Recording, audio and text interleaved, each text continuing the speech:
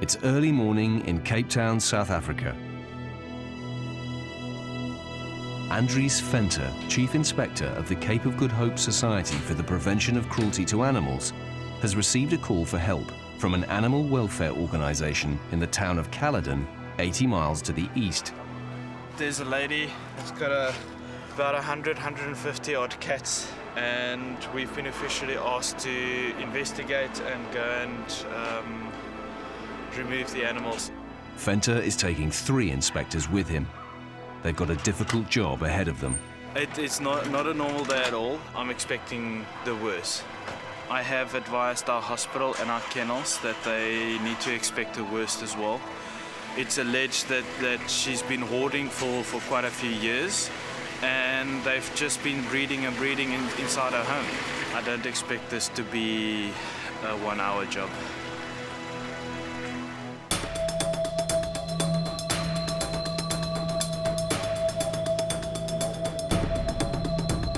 From everything he's heard, it sounds like the woman in Caledon has had a psychological problem with hoarding animals.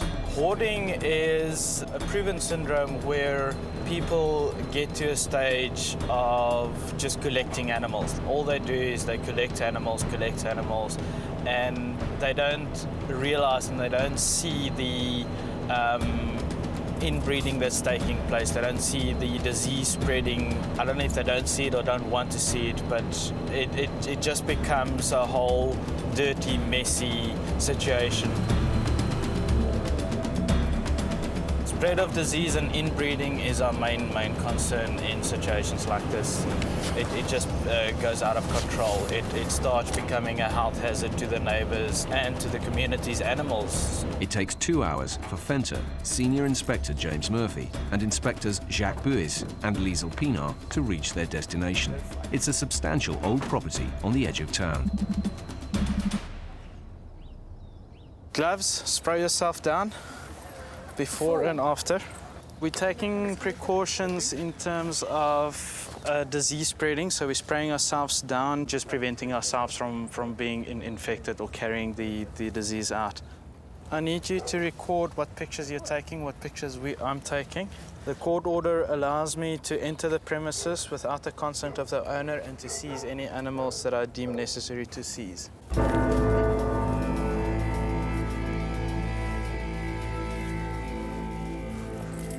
Already, Pienaar has made a grim discovery. Hey. No, this cat died. We've got a dead cat here. It's probably been dead for a while because its head is like totally decomposed. Why is this cat dead? And I mean, if it was her cat and she was looking after them, she's kind of been through the yard, she would have known that this cat was here. If it died due to her neglect and they're not treating it, it's cause for serious concern.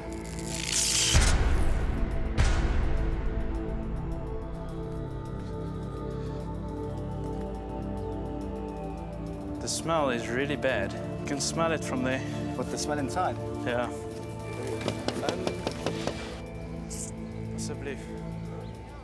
There's no response to their knocking. It seems no one's home. With the dead cat outside and the appalling smell coming from inside, Venter decides they need to get into the house without delay.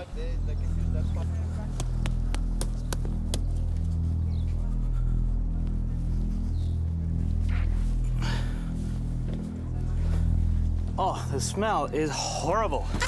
Whoa.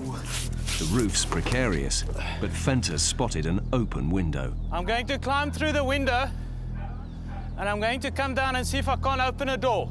Okay. Okay, the window is open, but it's really bad. Expect the worst, eh? I'm not getting bitten today. I hope these dogs would accept me in the best of faith. Hello!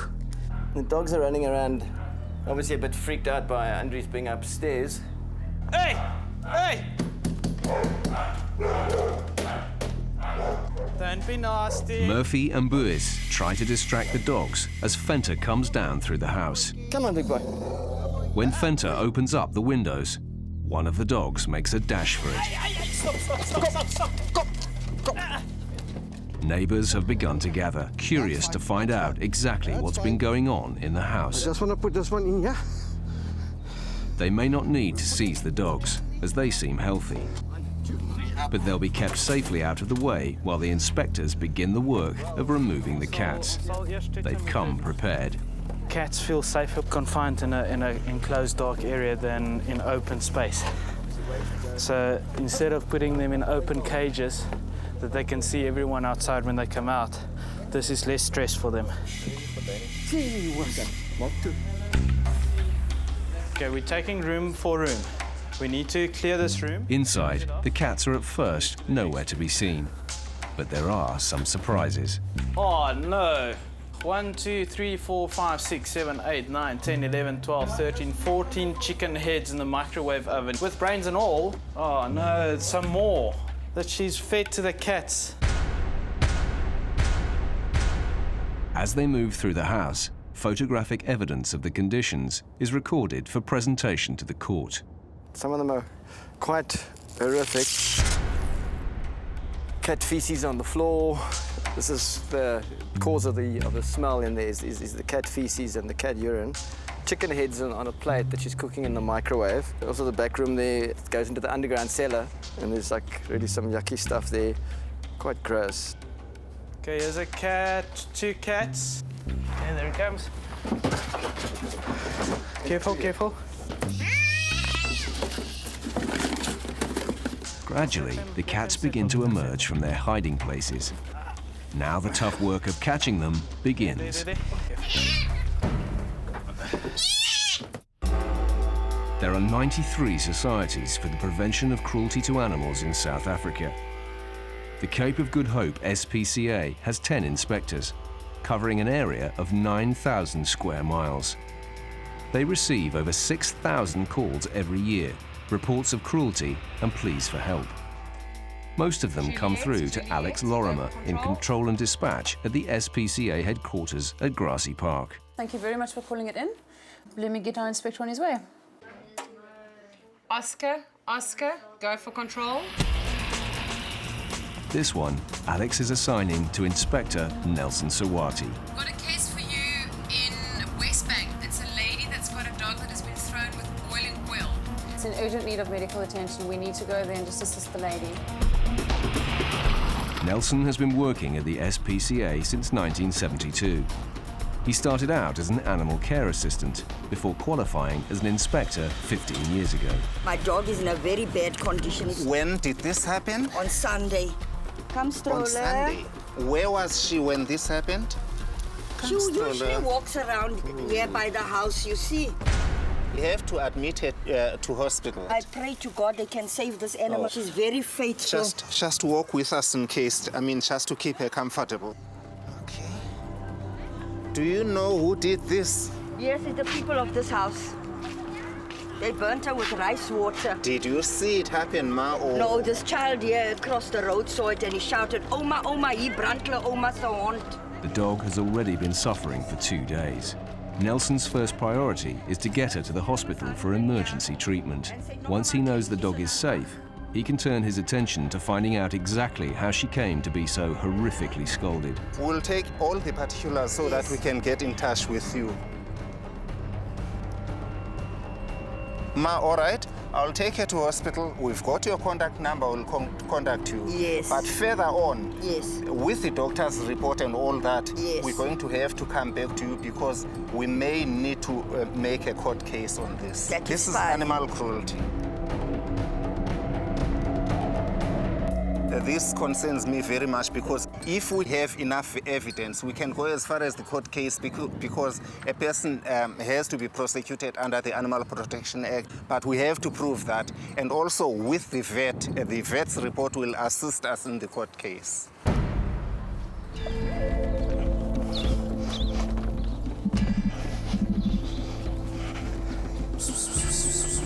Here we go. Got a cat in that room. It's a flippin' big one. Broke that box, so here's a net. SPCA Chief Inspector Andries and his team of inspectors are still at the house in Caledon, east of Cape Town, where they've been told a woman is keeping over 100 cats. So far, there's been no sign of the owner, but they've got into the house and started searching for the cats. They're semi-wild and take some catching. 1, 2, 3, go. We caught 5 cats so far. As you can see, tearing our gloves apart. They're all feral in there. Ah! He bit me right through the glove.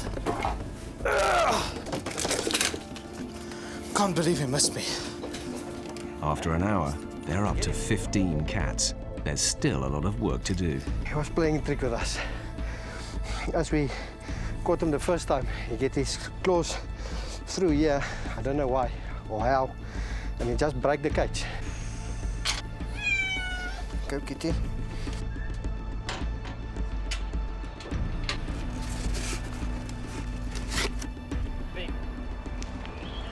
Wild Tom, separate cage. It's hot, it's humid, it's wooden floors, it stinks. When a carpet starts disintegrating from urine and feces, you know there's a problem.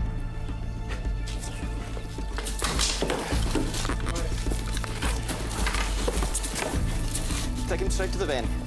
Living in such unhealthy conditions has had a terrible effect on many of the cats. Their eyes are gangy, they've got breathing problems, tails are missing, they're generally just not healthy. It's what I expected. Close. I don't understand how a person gets to a stage like this where you don't smell it, you don't see it, you don't realize what's going on. I have empathy for, I think there's serious mental problems here, but I've got no sympathy for them. Most of them have a discharge in their eyes. This wild one that just came in, it looks as though his whole eye is missing. I can't even describe this cat. This cat is very, very sick, pus coming out of the eyes. And if this one's like that, all of them will eventually have gotten like that if we haven't interfered. Chief Inspector Fenter and Inspector Jacques Buis have discovered more cats that haven't survived living here. Okay, Andries, get this one underneath the floor where he took that out. And here's 2 more cats that we find dead on the floor. I can't believe that you can live with that in your kitchen. And these cats as well was there. This is just one of them.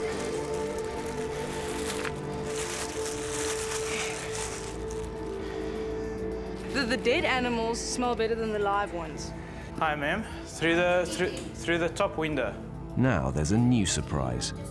Fenter's opened a door and discovered an elderly woman in her sitting room. She's equally surprised to find Fenter in her house. Okay, I've got a court order today to remove all your cats. If you want to argue... The woman tells him she lives here with her daughter.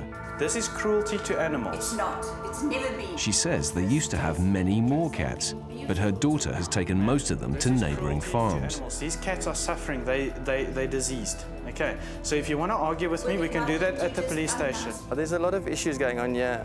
The people, for one, need help. But at this stage, our concern is the cats and the conditions in which they're living. It's disgusting and it's unhygienic for the cats. It's unhygienic for the people. You know, we need to get these cats out of here. I understand that you don't need this, but I need to search this room before you upset yourself. Ma'am, then I will have to have you removed by the police. Allowing animals to just die and leave them there without realizing that this cat's missing. The disease, the eyes, the coughing, the sneezing, this has been going on for years. It's just not right. The daughter has returned home. Fenter can see no reason why she has allowed this neglect to go on. He's decided this should be treated as a case of animal cruelty, and the woman will have to appear before a court. We will be laying criminal charges against you for the cats, as well as for the bodies we found in the house. They've been at the house for over 4 hours by the time they are ready to return to Cape Town. They've seized 20 cats and found the remains of 8 more. They'll all go back to the SPCA for examination by a vet. The hospital is on standby, so we're taking them back to the hospital at the moment. From there, I'll get vet report on each cat, or if necessary, a post-mortem report. I will then compile a docket, I'll submit it to the police station and open charges of cruelty. Come, baby. Inspector Nelson Sowati has arrived at the SPCA with Stroller. The dog scolded when neighbours allegedly threw boiling water over her.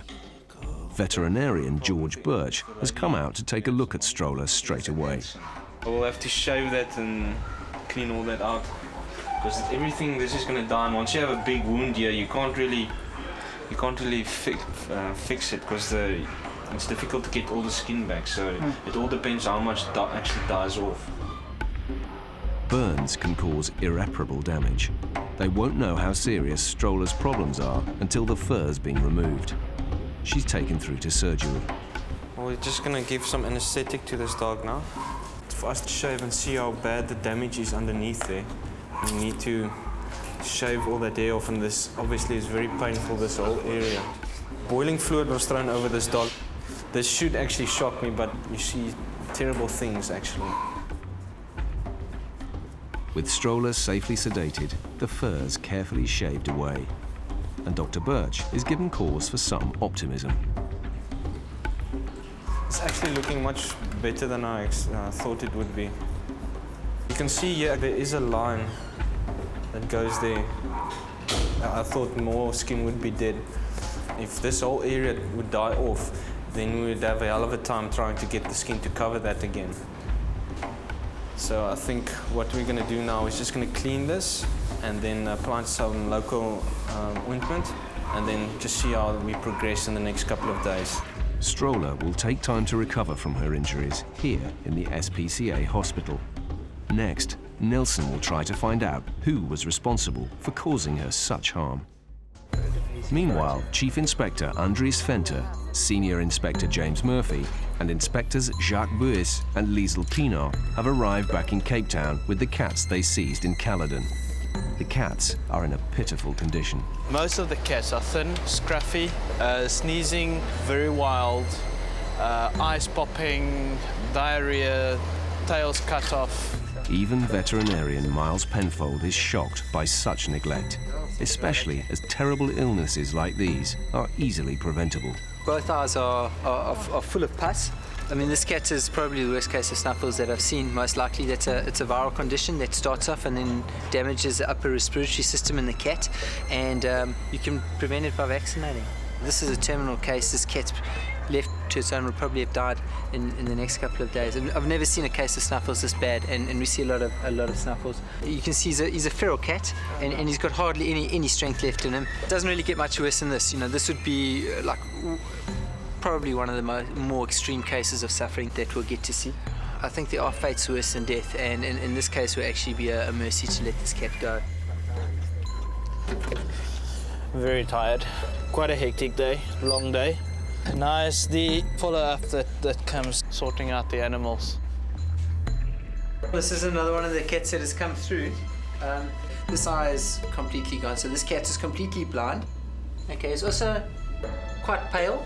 There's a good chance that a lot of these cats have got feline leukemia or feline AIDS over and above snuffles. Now, a cat like this, quality of life is next to nothing.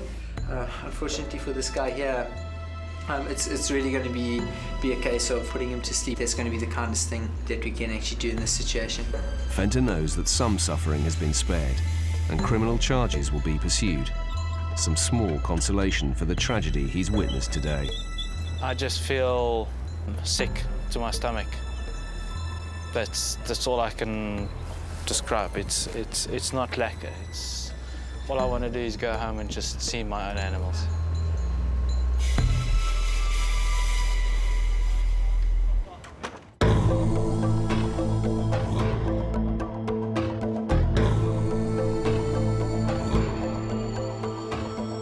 See, 1 kennel, 2 dogs. In the Parkwood suburb of Cape Town, Senior Inspector James Murphy is assisting Inspector Fox Murray with a case he's been pursuing for 3 months. Filthy yard. Even though instructions were given to clean up the yard. Fox has issued notices requiring the owners to improve the living conditions of 3 dogs. He's seen few changes, and now he's concerned that the dogs are dangerously thin. Hello, puppy. The dogs are all extremely emaciated. Hey, come on. Come on. Extremely thin, totally neglected, especially since we've already had a case with this guy for the conditions of the dog. Yeah, this one's thin. You can feel the ribs. Okay, this is a, 5-month-old puppy.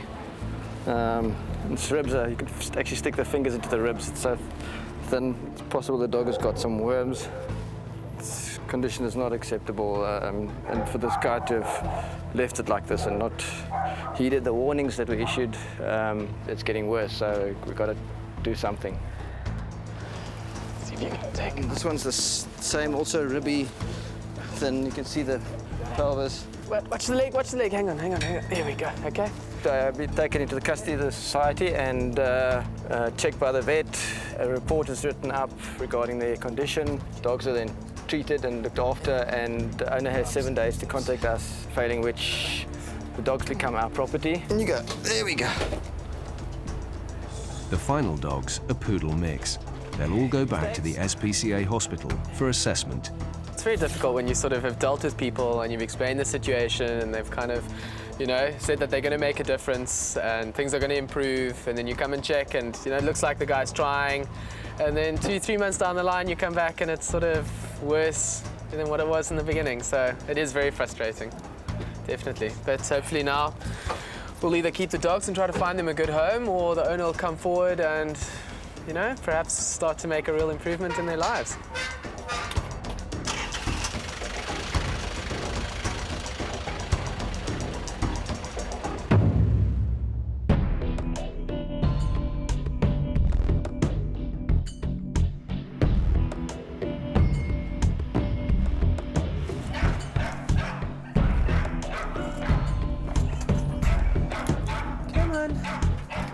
Back at Grassy Park, Murphy and Murray start taking the dogs through for medical examinations. But the poodle mix has other ideas. Come, we gotta run away. The dog ran out before I could grab it. Where is he now? This is not good. Where is he? Ah, come on, dog. Go chase him back, Dix! Okay, Fox, make a line. Move. Uh-oh. Come on, dog. Come on, boy. There. We must close this gate, yeah. He's scared, so I think he'll bite if you grab him. Get. Fox, we've got to try and corner him. Okay, pick him up, he's exhausted. He's out of breath, and so are the inspectors. But there's no harm done from his little adventure. Yeah, let's go. Right. When he's calmed down a bit, he'll join the queue to be examined by vet Miles Penfold. You can feel the vertebra in the neck. So this gives us an indication of how much meat have they got on them, how emaciated are they. This one here is quite thin, but the actual muscles over the lumbar area here are still rounded.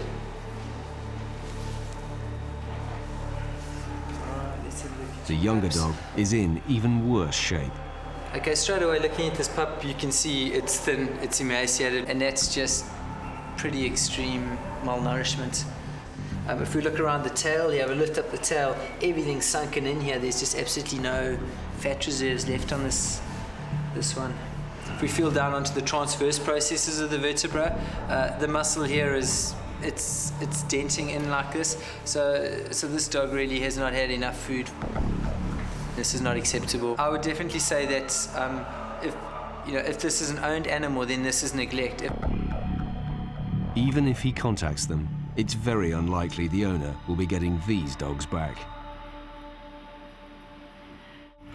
At the Cape of Good Hope SPCA in Grassy Park, Cape Town, Inspector Nelson Sowati is paying a visit to the dog that had boiling water thrown over her. Stroller's been here for 5 days now, and she's making good progress. Hello, Stroller. How are you now? You're a good girl. Yes. We're going to tell Mommy that you're getting better, eh? Now you're in theaterhood. She looks very much better, and she's very friendly. It seems as if she knows that she is being saved.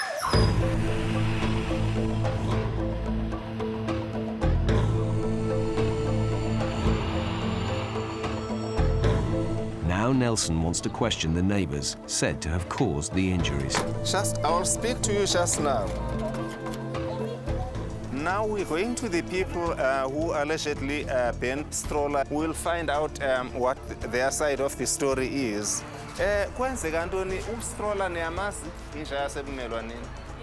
Okay. This lady reports that on this particular day she cooked rice. And then when she rinsed her rice, the rice water, she threw out. And she didn't see that there was a dog. Actually, stroller came running across, and that is how stroller got burnt. But I feel in the meantime, seeing that it wasn't intentional, I'll just write them a warning. Animal cruelty. Nelson accepts this was probably an accident, but he wants them to know if anything similar happens again, they could be in trouble. For now, the most important thing is to get Stroller better and back with her owner. Jeez. Last time on Animal Cops South Africa. Oh, this place is filthy. Oh my goodness. Come look here, boss. Well, back of the door is absolutely covered in blood. You can only imagine that there were animals ripping each other apart. I'm removing all the animals on this property. Chief Inspector Andries and Inspector Fox Murray uncovered a suspected pit bull fighting operation. This is a serious offence in terms of the Animals Protection Act. All the animals were seized, and the owner was charged with animal cruelty. He's been spending some time in Pollsmoor prison, and today he'll answer the charges against him. I will proceed with the court's leave now to put the charges to the accused. You will unlawfully, intentionally or negligently ill-treated... It's an open court session, and the public gallery is packed with onlookers. You unlawfully and intentionally possessed, kept, bred and/or had under your control 8 pit bull dogs for the purpose of fighting any other animal. Do you understand the charge? What do you plead to? The man has pleaded guilty on all counts. He admits that he's guilty of unnecessarily starving 8 pit bull dogs, 2 cats and 1 cocktail. He admits that he raised and bred 8 pit bull dogs for the purpose of organizing dog fights. For this reason, he decided to hide the dogs when the SPCA came to do an inspection at his place of residence. The accused is convicted of all the offences charged with. The outcome is he's fined with 5,000 rand. That fine is suspended for 5 years. He is further ordered to do 1,000 hours community services at the SPCA in Cape Town. He is further ordered, he's not allowed to own any animals for 15 years. And he is to pay the SPCA 5,000 rand with immediate effect. I think it's a serious message to the public out there that animal cruelty will be taken seriously, and we will be vigilant in taking it through to court to make sure that we get a conviction. In the course of this investigation, Venter has also uncovered evidence that he hopes will lead to further arrests before long.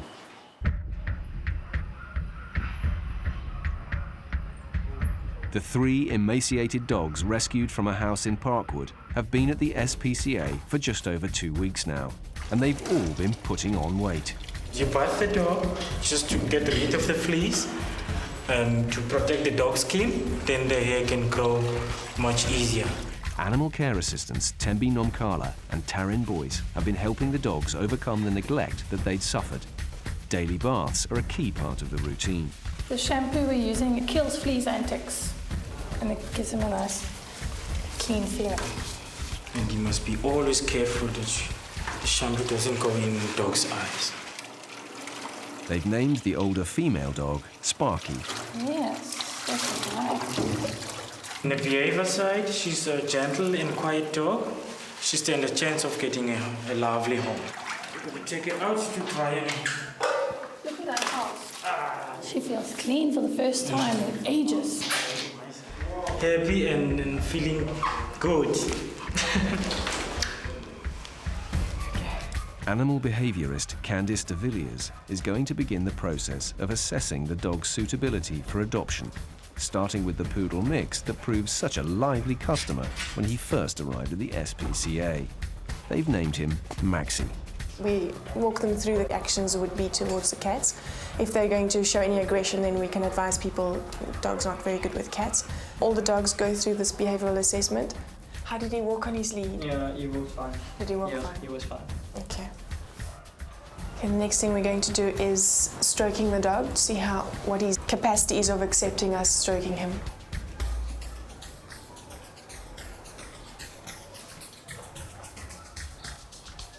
He's uncertain. He's wanting to come a little bit closer. He's enjoying it.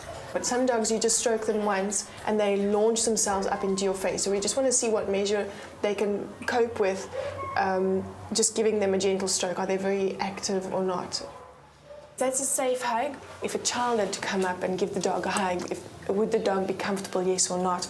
If he wasn't comfortable, you could see he just freezes because he's uncertain. You wouldn't give it to a 2-year-old child if he's going to barge the child over or something like that, or not appreciate it. We're just going to check their teeth. Some dogs are not very comfortable with that, obviously because you're making them do something that they don't enjoy or that they don't want you to do.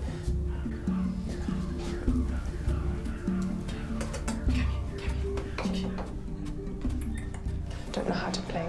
We often see it with dogs that have really never had experiences with children or humans playing with them. Yard dogs, for instance, they've never really, their thing that has kept them busy has been digging or chewing a stone or something like that. Never ever toys been given to them. If he's also uncertain as to what is expected of him, he doesn't quite know what, has never probably played with toys or anything like that. We'll do the food bowl next. It will assist us to obviously also know that if the dog is resource guarding, food regressive, that children or humans should be aware of that if they adopt them. Rubber hand. That's obviously just to prevent the handler from being bitten.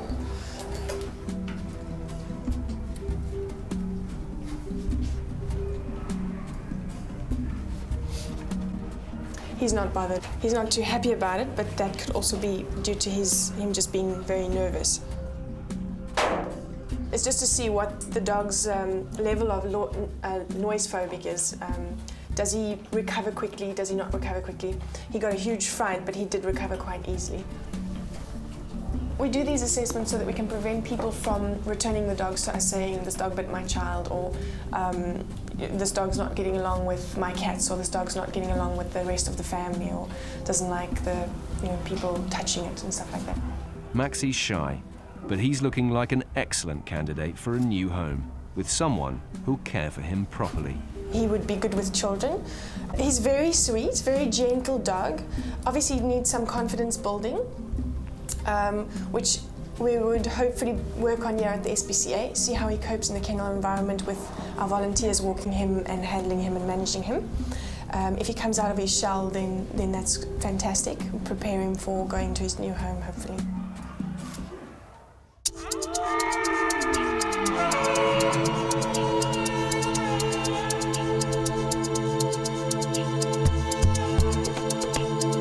It's early morning, and Inspector Conchita Milburn is heading south.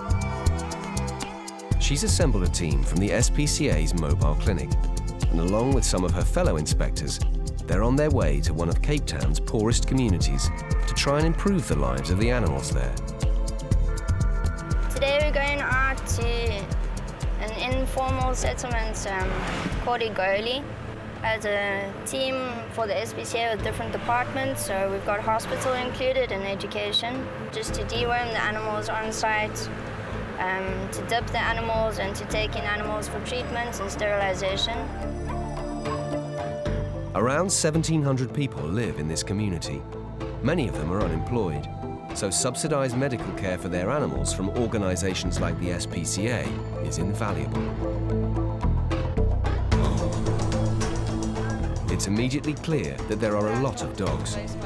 The first challenge is to find out who owns them. And the only way to do that is on foot. Okay, Zola.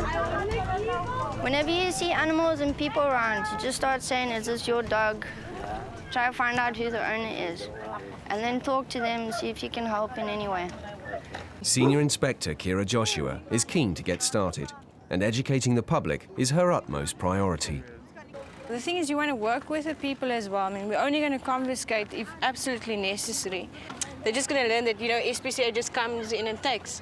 And that's not the kind of impression that we want to give the people. We want to have the impression that, you know what, we are fair and understanding, but our main concern would be the animals and how to educate people. You must disinfect that area. Kira quickly spots a dog with a problem. The thing is, we have this, what it seems to be mange, and it's a mite that gets underneath the skin, right? So that's what causes the hair loss and that. But the thing is, I mean, the SPCA is right down the road over here, in Grassy Park. But they charge a lot of money there. No, so if you don't have the money, and the thing is, we're here to help people that don't have money, so we'll never ever turn anybody away. On the other side of the settlement, Conchita is dealing with an even more serious case of mange. Do you ever clean up this area? Do you ever clean this area up? You pick up the feces. This isn't hygienic living conditions for the animal. It's going to carry on getting eye infections. It's going to carry on picking up disease. So you're going to surrender your dog. We're going to take your dog. I've got no other option for him. Conchita persuades her they only want to help the dog. It's appalling. I mean, the dog has mange on its head. It's got open skin. It's getting fly bites. It's better that the dog gets taken out of this.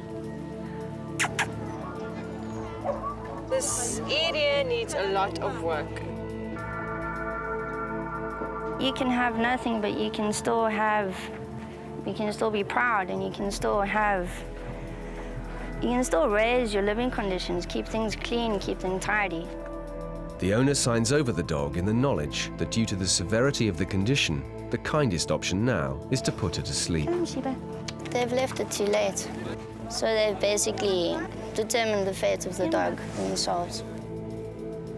Definitely is disheartening, because I mean, you come into a place where people are living the way they're living right now, and then, you know, trying to tell them about what's best for the animals and that, and you look at the condition which people are living in as well. Thankfully, for some animals, it's not too late. One of the first dogs who'll be taken back to the SPCA is Tiger. This is where we found Tiger. Basically, there's no shelter, there's no drinkable water. Food's been thrown on the ground. There's actually intestines from an animal left behind. There's a thick chain indicative that Tiger does get tied up. We did leave him a warning regarding the shelter, the hygiene, tying the dog up, fresh water. So he's agreed to improve the situation. He's also given permission to sterilize. So we'll be back on Friday to do a recheck and take it from there. He's got loads of work to do there if he wants his dog back. He's got to clean it up big time. News has spread of the SPCA's visit, and dogs start to appear from every nook and cranny. By mid-morning, a queue has formed at the mobile clinic. The mobile clinic was great. We dewormed about 20 animals and dipped 44 animals. Sterilizations, we've managed to bring in 16. I mean, that's what we want to do, is raise the living conditions for the animals. But I think as a joint initiative, it's good, because the social workers are out here too. So the community and the animal welfare goes hand in hand. It's been a productive day, but education never stops, and the team will be back soon to check on things.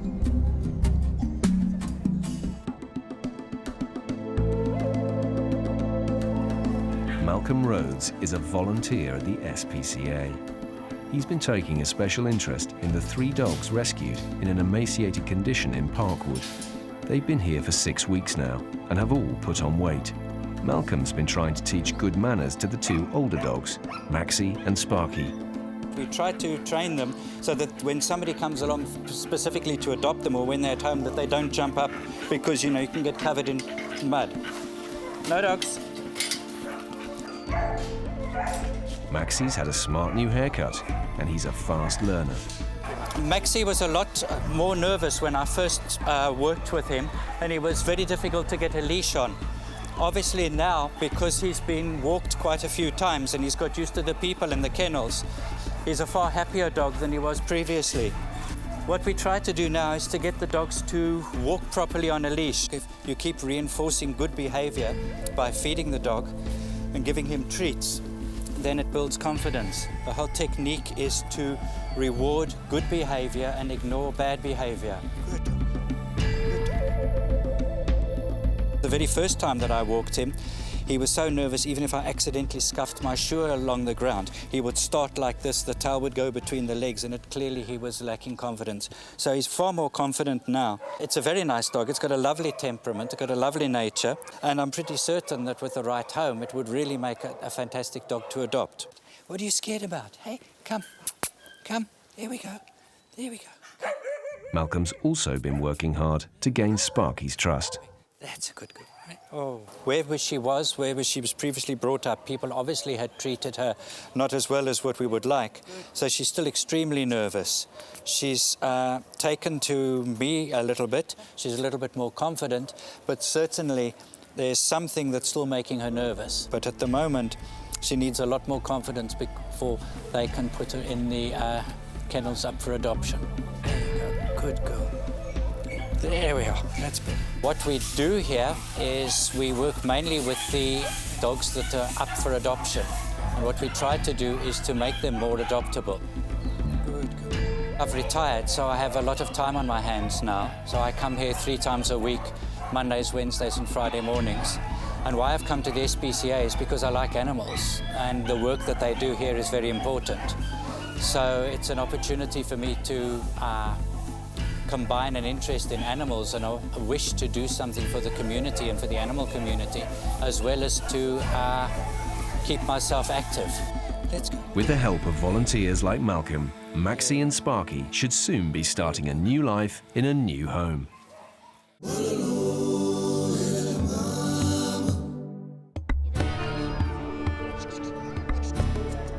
48 hours ago, Conchita and a team from the SPCA mobile clinic travelled to a settlement to try and improve the lives of the community's animals.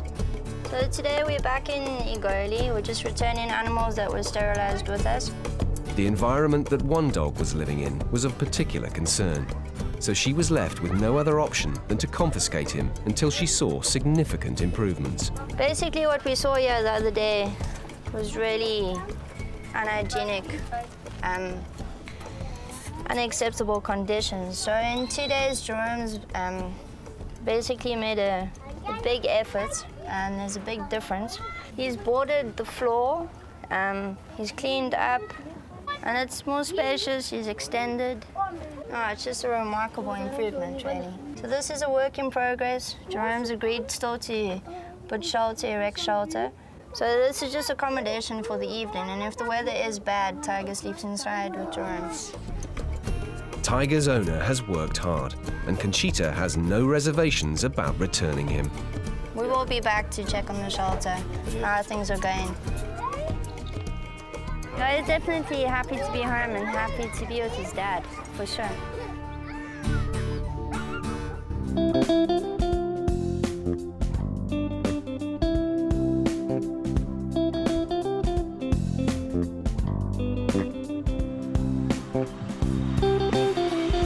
It's been 3 weeks since Inspector Nelson Sowati rushed a dog to the hospital after she'd had boiling water thrown over her. Now Stroller's ready to go home. Stroller has fully recovered.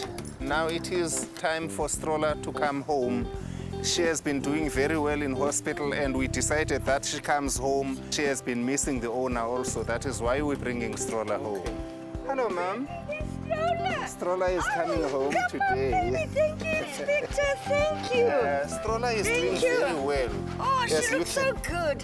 You can see the Ben wound is Oh, she's so beautiful. The burn wound is completely healed. Thank you, Inspector. Yeah, oh, she's Stroller is looking so always- beautiful. She's a I'm good so girl. grateful for what you people have done for her. Really. Come to mommy. She's lively. She's got that spark in her again and barking. I'm happy for that. Yes, mommy loves you.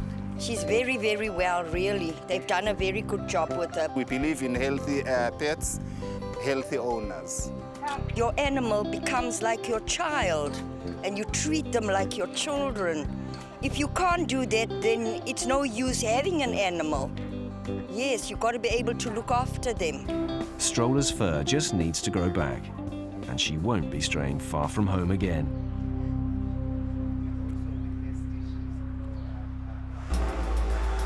Filthy yard, even though instructions were given to clean up the yard. 2 months ago, this young dog was one of 3 rescued by Senior Inspector James Murphy and Inspector Fox Murray. All 3 were severely emaciated. It's getting worse, so we've got to do something.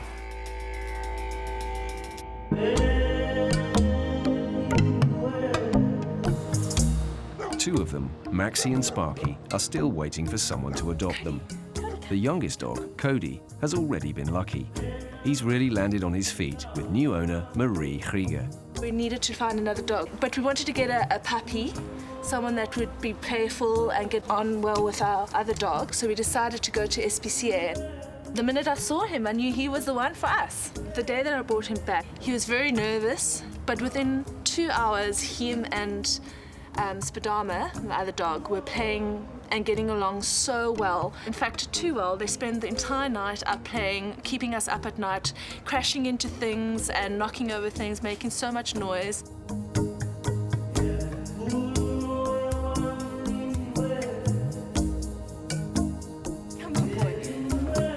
He's very loving and quite needy. He's been here a week and a half with me, and we feed him twice a day, and I thought that he would calm down with food, but he still is so frantic around food. And when I feed the other dogs, he quickly eats all his food and then he runs to their bowls to eat all their food as well. He's very frantic around food, and he hasn't still learned that we will always feed him and that there always will be food. Even though he might have had a bad past, he's still so loving and so faithful. I find that rescue dogs, they've just got the best natures out, and it can really provide you with such a good feeling and fulfillment.